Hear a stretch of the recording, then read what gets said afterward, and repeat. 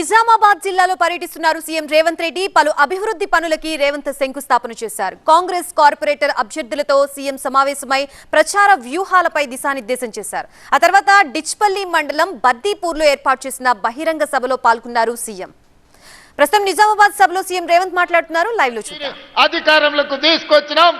మళ్ళీ 2029లో మహేష్ గౌడ్ గారు పిసిసి అధ్యక్షుడిగా, నేను ముఖ్యమంత్రిగా, ఆనాడు డాక్టర్ వైఎస్ రాజశేఖర రెడ్డి, ధర్మపురి శ్రీనివాస్ గారు రెండవసారి ఏ విధంగా కాంగ్రెస్ను అధికారంలోకి తీసుకొచ్చిండ్రో మళ్ళీ తెలంగాణ రాష్ట్రంలో రెండవసారి అధికారంలోకి తీసుకొచ్చే బాధ్యత తీసుకుంటాం.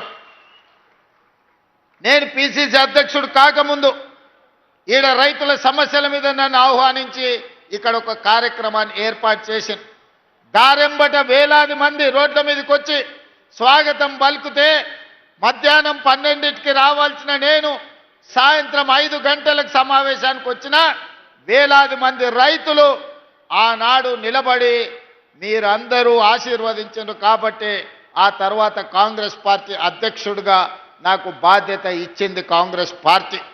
ఆ కాంగ్రెస్ పార్టీ అధ్యక్షుడిగా ప్రజాక్షేత్రంలో ప్రజా సమస్యల మీద కొట్లాడడంతో ఈనాడు తెలంగాణ రాష్ట్రంలో కాంగ్రెస్ పార్టీ అధికారంలోకి వచ్చింది. ఈరోజు మీరు ఆనాడు అండగా నిలబడబట్టి అధిష్టానం దృష్టిలో ఖచ్చితంగా రేవంత్ రెడ్డి గారి నాయకత్వంలో పార్టీకి ఫలితాలు ఉంటాయని ఒక నిర్ణయం తీసుకోవడానికి నిజామాబాదే వేదిక అయ్యింది. నిజామాబాదు జిల్లానే కారణమైంది. అందుకే నా మనసులో ఎప్పుడు నిజామాబాదు జిల్లాకు ప్రత్యేకమైన స్థానం ఉంటుంది. ఈ జిల్లాలో ప్రాజెక్టులను పూర్తి చేయడానికి, ఈ జిల్లాకు అదనంగా నిధులు మంజూరు చేయడానికి, ఈ జిల్లాకు రాజకీయ నేపథ్యం, రాజకీయంగా అవకాశాలు కల్పించడానికి నా శాయశక్తుల ప్రయత్నం చేస్తా. ఈ జిల్లా అభివృద్ధికి 100% సహకరిస్తా అని చెప్పి ఈ సందర్భంగా మిత్రులందరికీ తెలియజేస్తున్నా. మిత్రులారా, ఈనాడు కాంగ్రెస్ పార్టీ అధ్యక్షుడిగా మిత్రులు మహేష్ కుమార్ గౌడ్ గారు ఉన్నారు.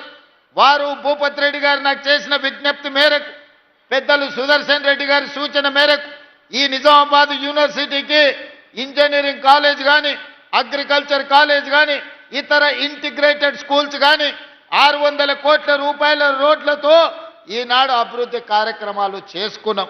ఈరోజు పిసిసి అధ్యక్షుడు, నేను అధ్యక్షుడు అయిన తర్వాత జిల్లాకు అదనంగా నిధులు ఇవ్వాలి, జిల్లాను అభివృద్ధి చేయాలి, మీ వంతు సహకారం ఉండాలి అని మిత్రుడు మహేష్ కుమార్ గౌడ్ గారి సూచనతో ఇవాళ ఈ అభివృద్ధి కార్యక్రమాలు అన్నిటిని కూడా ముందుకు తీసుకెళ్తున్నాం. ఇదే కాదు, నిజామాబాద్లో ఉన్న బాన్స్గడ కావచ్చు, కామారెడ్డి కావచ్చు, ఎల్లారెడ్డి కావచ్చు, బిచ్కుంద కావచ్చు, ఆర్మూర్ కావచ్చు, భీమ్గల్ కావచ్చు, బోధన్ మున్సిపాలిటీ కావచ్చు, నిజామాబాద్ మున్సిపల్ కార్పొరేషన్ 7 మున్సిపాలిటీలు ఒక కార్పొరేషన్లో 1045 కోట్ల రూపాయలతోని ఈనాడు అభివృద్ధి కార్యక్రమాలు మనం చేపట్టుకుంటున్నాం. తెలంగాణ రాష్ట్రంలో మున్సిపల్ శాఖ మంత్రిగా 17,445 కోట్ల రూపాయలు ఈ 2 సంవత్సరాలలో నిధులు మంజూరు చేసి అభివృద్ధి కార్యక్రమాలతో ముందుకు వెళ్ళాలనుకున్నాం.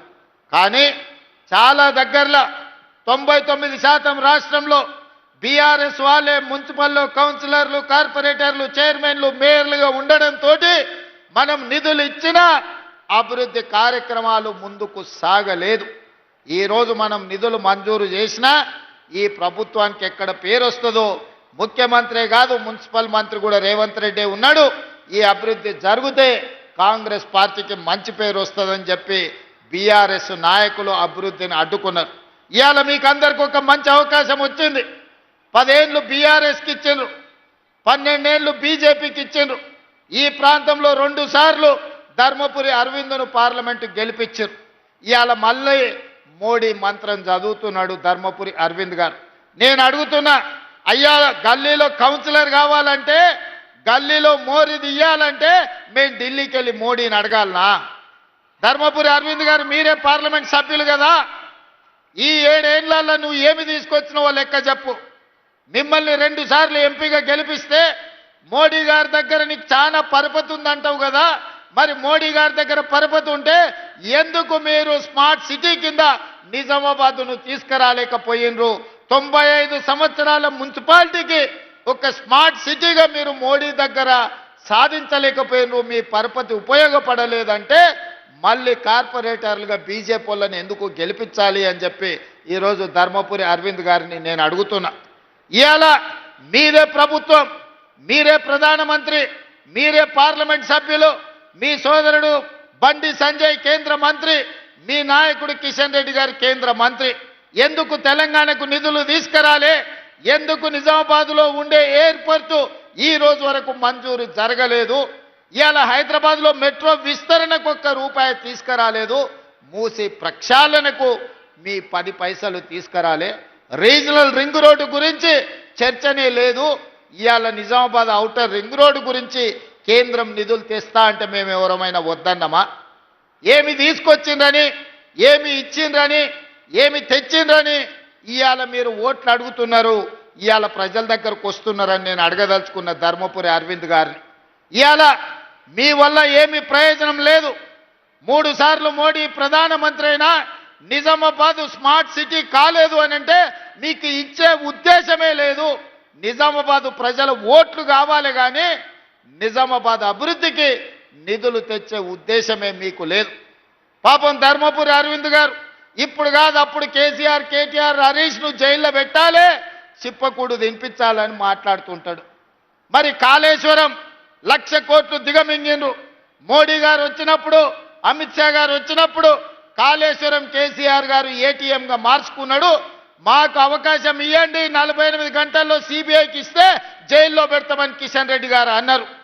మరి మీరు అడిగినరు, శాసనసభలో చర్చ పెట్టి 6 నెలల కింద సిబిఐకి ఇచ్చినాం. మరి 48 గంటల్లోనే జైల్లో పెడతాన్న కిషన్ రెడ్డి యాడబోయి ఏ బొక్కలు దాచుకున్నాడని నేను అడుగుతున్నా.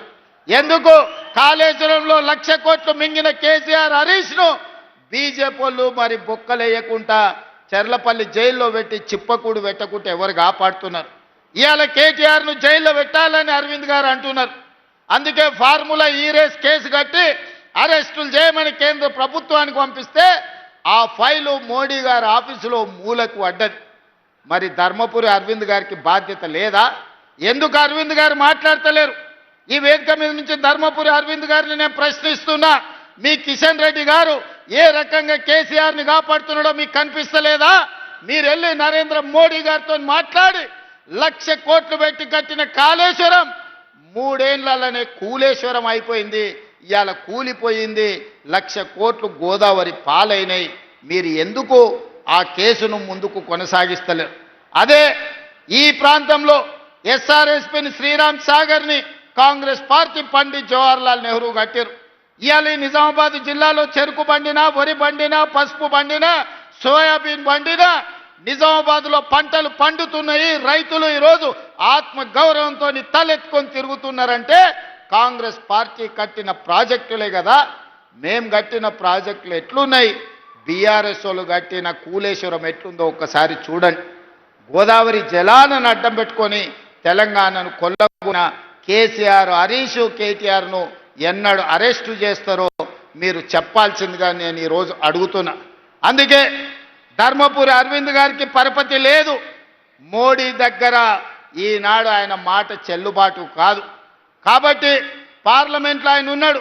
నిధులు దేవాలంటే కేంద్రం నుంచి ఎంపీలు చాలు, కౌన్సిలర్లు వెళ్ళేది, కార్పొరేటర్లు వెళ్ళేది ఢిల్లీకి కాదు, ఇక్కడ ఉండే మున్సిపల్ మంత్రి దగ్గరికి వెళ్ళాలి, లేకపోతే స్థానికంగా ఉండే ఎమ్మెల్యే దగ్గరికి వెళ్ళాలి. స్థానిక ఎమ్మెల్యే భూపత్ రెడ్డి ఉన్నాడు, మున్సిపల్ శాఖ మంత్రిగా నేనున్నా. ఇవాళ కౌన్సిలర్లు, కార్పొరేటర్లను మీరు గెలిపించండి.